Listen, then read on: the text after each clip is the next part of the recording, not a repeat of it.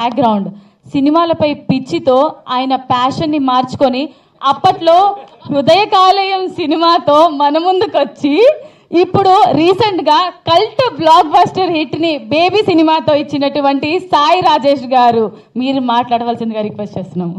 Thank you.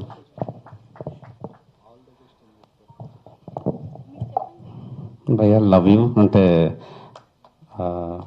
AAAలో show వేస్తాను, PRO producer అయితే ఇలాంటి ఐడియాస్ వస్తాయి. అంటే ఒక గ్రేట్ హ్యూమన్ బీయింగ్ ఎస్కేన్ అరుస్తుంటాడు అని అందరికీ బయట ప్రపంచం తెలుసు, మాలాంటి వాళ్ళకే తెలుసు ఇంత మంచోడని. బట్ ఇందాటి వరకు నేను మంచి మూడ్లో ఉన్నాను. ఎస్కేన్ మాట్లాడగానే కొద్దిగా ఎమోషనల్ అనిపిస్తుంది లోపల. యా ముందు అందరినీ మాట్లాడు. బాబుమోహన్ సార్, నాకు ఒక బ్యూటిఫుల్ మెమరీ ఉంది సార్. నేను చూసిన మొట్టమొదటి సెలబ్రిటీ మీరే సార్. యాక్చువల్లీ నేను చాలా చిన్నడిగా ఉన్నప్పుడు మీరు నెల్లూరుకి వచ్చారు సుమన్ గారి సినిమాకి. మద్రాస్ బస్ స్టాండ్ ఆపోజిట్లో ఒక హోటల్ ఉంది, ఆ హోటల్లో మీరు ఉన్నారు. మేమందరం ఒక దాదాపు 100-200 మంది ఆ హోటల్ బయట నిల్చొని బాబుమోహన్ గారు ఇక్కడ ఉన్నారంటే మేము ఒక 4-5 అవర్స్ అలా నిల్చున్నాం. మీరు వచ్చి విండో తీసి సెకండ్ ఇలా చెయ్యి ఊపేసి వెళ్ళిపోయారు లోపలికి. ఇంకా బాగా గుర్తుంది, నేను చూసాను మిమ్మల్ని. సో అందరం పెద్ద ఫ్యాన్స్, మీ సినిమాలు చూస్తే పెరిగాం. మీతో స్టేజ్ పంచుకోవడం అనేది చాలా హ్యాపీ అనిపిస్తుంది సార్. Thank you. అండ్ సంజోస్ గారు, నేను మీ ఇంటర్వ్యూస్ చూశాను. Great sir. అంటే ఫస్ట్ స్టార్టింగ్ స్టెప్ పెద్ద స్టార్ అవ్వాలని మనస్ఫూర్తిగా కోరుకుంటున్నాను. యా కంటెంట్ నమ్మి సినిమాలు తీయండి, డైరెక్టర్లు నమ్మి సినిమా తీయండి. చాలా థ్యాంక్ యూ. ప్రొడ్యూసర్ గారికి all the best. And Mohan గారు, నాకు కృష్ణ చైతన్య చెప్పారు ఇప్పుడే, బ్యాక్గ్రౌండ్ మీరు ఎంత కష్టపడి పైకి వస్తున్నారని, ఆర్జీవీ స్కూల్ అని. So all the best. Trailer looking so promising. What ever ఈ ప్రాసెస్లో ఎనీ చిన్న సపోర్ట్ నా సైడ్ నుంచి ఏదో వచ్చినా హ్యాపీగా రెడీ టు. నేను కానీ ఎస్కేన్ కానీ ఏదైనా సరే. పూర్ణాచారి గారు మీరు లిరిక్స్ వింటూ పెరిగాను, ఇంటర్వ్యూస్ చూశాను. వెరీ ఆల్ ది బెస్ట్ అన్న. చేద్దాం, టైం వస్తుంది కదా. మీడియా సమక్షంలో చెప్పారు, మీరే గుర్తుపెట్టుకోవాలి, చేద్దామన్నారు సాయిరాజ్ గారు. ఆర్తి గారు, welcome to Telugu film industry. And ఎవరైనా మర్చిపోయినారు సార్. ఆదిత్య గారు thank you. Aditya music Niranjan గారు thank you sir. Sir all the best sir. John గారు అండ్ మా నవీన్ మేడారం.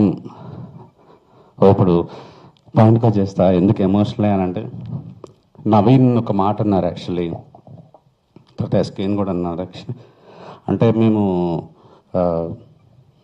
నేను పెద్ద సినిమా తీసిన తర్వాత కూడా ఓ చిన్న సినిమా సపోర్ట్ చేయడానికి ఇక్కడికి వచ్చానని.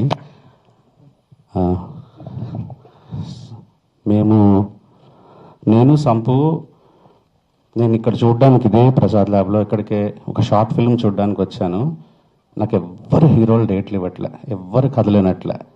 నా బతుకు అయిపోయింది అనుకున్నా. ఇంకా అప్పుడు ఏదో ఒక యార్కి యార్ అని ఒక తమిళ సినిమా చూసి ఒక పిచ్చి సినిమా ఒకటి తీసి జనాలకి ఒక పిచ్చి ఒక హీరో గారిని క్రియేట్ చేసి దాని మీద కామెడీ తయారు చేద్దామని చాలామంది కొత్తగా అప్పుడే ఎదుగుతున్న ఆర్టిస్టులకు అందరికీ చెప్పా, ఇలా ఉంటుంది, నువ్వు ఒక ఎన్ఆర్ఐ అని చెప్తా జనాలకి, నీ దగ్గర చాలా డబ్బులు ఉన్నాయని చెప్తా, అలా పిచ్చి పిచ్చిగా నువ్వు ఇంటర్వ్యూల్లో మాట్లాడాలి, యారగెంట్గా మాట్లాడాలి, ఆ తర్వాత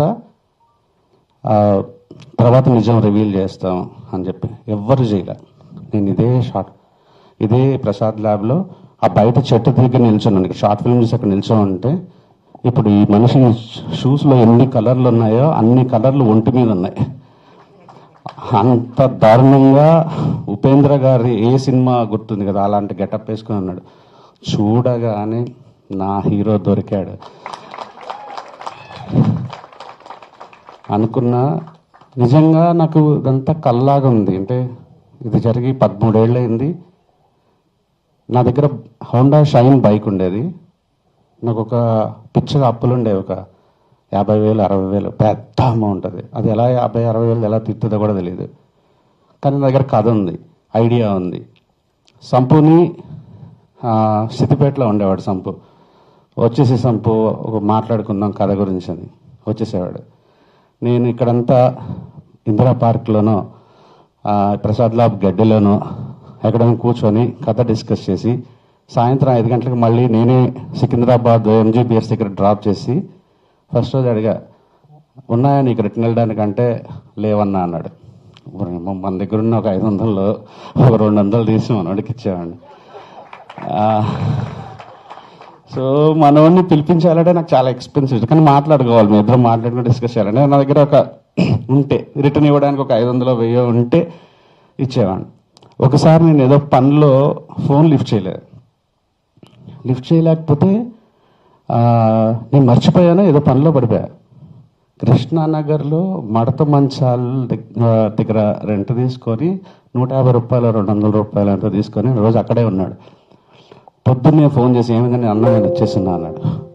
నాకు ఎంత గిల్ట్ వేసిందంటే, అసలు నేను చెడిపోవడం కాకుండా నేను ఇంకొకరిని చెడగొడుతున్నానా, సినిమా తీయగలనా నేను డబ్బులు లేకుండా అని ఎలా నుంచి ఎట్లా వెళ్ళి ఎలా సినిమా తీసేసాం, హీరో అయిపోయాడు, నేను డైరెక్టర్ అయిపోయాను. తర్వాత హృదయకాలయం సూపర్ హిట్ అయిన తర్వాత నాకెవరు తిరిగి డబ్బులు కట్టలేదు, కానీ అతనికి రెమ్యూనరేషన్లు ఇచ్చారు, లక్షల్లో ఇచ్చారు. నేను సింగిల్ బెడ్రూమ్ ఫ్లాట్లో ఉండేవాడిని, సంపు 3 అంతస్తులు ఇల్లు 4 అంతస్తులు ఇల్లు సిద్దిపేటలో కట్టేశాడు. నాకు ఎలా ఉంటుంది, అక్కడికి వెళ్ళింది మీరే లైఫ్ ఇచ్చారంటే నాకే లైఫ్ లేదు, నేను మీకు లైఫ్ ఇచ్చేది ఏంటి? 4 అంతస్తులు కట్టాడు. నేను నాకు కష్టపడి క్రెడిట్ కార్డు స్వైప్ చేసి నానో కార్ వస్తే 25,000 స్వైప్ చేసి మిగతా అంతా లోన్ పెట్టి నానో కొనుక్కున్నా. మనోడు ఫోర్డ్ ఎకో స్పోర్ట్ కొనుక్కున్నాడు.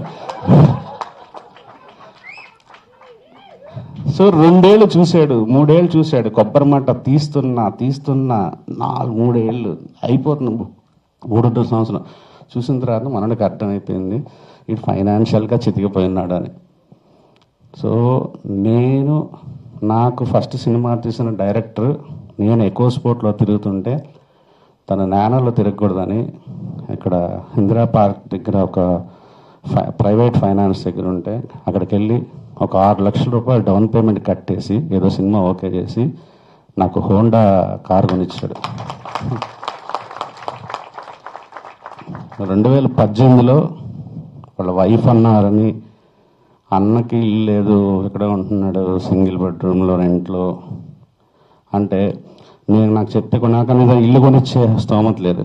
కానీ మణికొండలో ఎక్కడ ఒక ఇల్లు మంచి ఇల్లు ఉందంటే, మా పక్కింటి వాళ్ళు కూడా కొనుక్కున్నారంటే వెళ్ళిపోయి నాకు చెప్పని కూడా చెప్పలేదు, అపార్ట్మెంట్ ఆ బిల్డర్కి వెళ్ళి ఒక 12 లక్షల రూపాయలు కట్టేశాడు. కట్టి ఇంకొక 13 నువ్వు కట్టాలి, నువ్వు ఏం చేసుకుంటావు చేసుకో, లేకపోతే నాకు ఈ 12 పోద్ది అన్నాడు. ఆడు తిరిగేవాడు. నాకు ఎంత కోపం వచ్చిందంటే, నాకు అసలు సినిమా ముగించడానికి దగ్గర డబ్బులు లేవు, నేను ఇప్పుడు 13 ఎలా తీసుకోవాలని. కానీ అప్పుడు కొనుక్కున్నాను, ఇప్పుడు అది 2 రెట్లు పెరిగిపోయింది ఆ ఇల్లు. నేను కొనుక్కున్నా ఆ రోజు కొనుక్కున్న ఇల్లు. ఎక్కడ ఎవరు పెద్దోడు ఎవడు చిన్నోడు అసలు ఏం ఉండదు. నాకు బేబీ వచ్చి నేను లేచాను, తను కొద్దిగా తగ్గినట్టు ఉంటుంది, రేపు నేను పడతాను నాకు సంపు ఉన్నాడు అంతే. ఇది లైక్ ఇది అంతే. సినిమా చేసే మ్యాజిక్ ఇది. అందరి జీవితాలు అలా పైకి తీసుకెళ్తే కింద పడుతుంది, పైకి తీసుకెళ్తే కింద పడుతుంటుంది అంతే. ఇక్కడ ఉన్నామా, జర్నీ కరెక్ట్ చేసుకున్నామా, రిలేషన్షిప్స్ కరెక్ట్గా ఉన్నాయా లేదా అనేది. సంపు లాంటి నేనేమన్నా సిద్దిపేటలో ఉన్న ఒక యాక్టర్ని తీసుకొచ్చి వాడిని స్టార్ చేస్తానికి తొడగొట్టు చేసానా? లేదు. నేను డైరెక్టర్ అవ్వడానికి నాకు ఒక హీరో కావాల్సి వచ్చింది, చేసుకున్నా అంతే. ఆ ప్రాసెస్లో నేను డైరెక్టర్ అయినా అతను హీరో అయ్యాడు. నేనేంటి లైఫ్ ఇచ్చేది అసలు.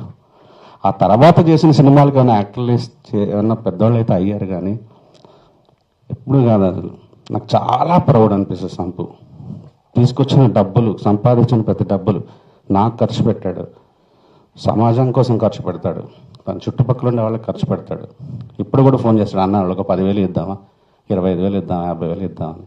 ఎంత తీసుకుంటాడు అతను? ఆ మంచి మనసు ఎప్పటికీ ఇండస్ట్రీలో నాకైతే మాత్రం స్టార్. ఎవడో నేను ఇన్స్టాగ్రామ్లో 11 years ఆఫ్ హృదయకాలం పెట్టాడంటే ఒక కామెంట్ పెట్టాడు, ఇప్పటికి కూడా డిలీట్ చేయాలి, నా ప్రొఫైల్కి వెళ్తూ ఉంటుంది. రోడ్డు మీద వదిలేసావుగా ఇప్పుడు అన్నాడు. ఏంటో రోడ్డు మీదకి వదిలేసేది అసలు? ఏ రోజుకైనా సంపు కోసం నేనుంటాను, నా కోసం సంపు ఉంటాడు. అంతే. All the best. ప్లీజ్ మీడియాకి రిక్వెస్ట్, చిన్న సినిమా గట్టిగా పుష్ చేయండి. కావాలంటే ఎస్కేఎన్ గారి స్పీచ్ మీద ఏమన్నా అవి వేయండి. ఇప్పుడు తెలుగు నేర్చుకోవాలి ఏదో చెప్పారు కదా, మామూలుగా ముంబై అమ్మాయి తమిళగా వేస్తున్నారు. ముంబై అమ్మాయి మీద గుర్రు అదే ఫైర్ అయిన తెలుగు నిర్మాత. మరి రేపు మీరు ముంబైలో సినిమా తీస్తున్నారు కదా, మీరు హిందీలో మాట్లాడతారా? ఇలాంటివన్నీ కళ్ళకి భాషా భేదం లేదు. ఇలా ఎవరాయండి, వైరల్ చేయండి ప్లీజ్ దయచేసి. Thank you so much.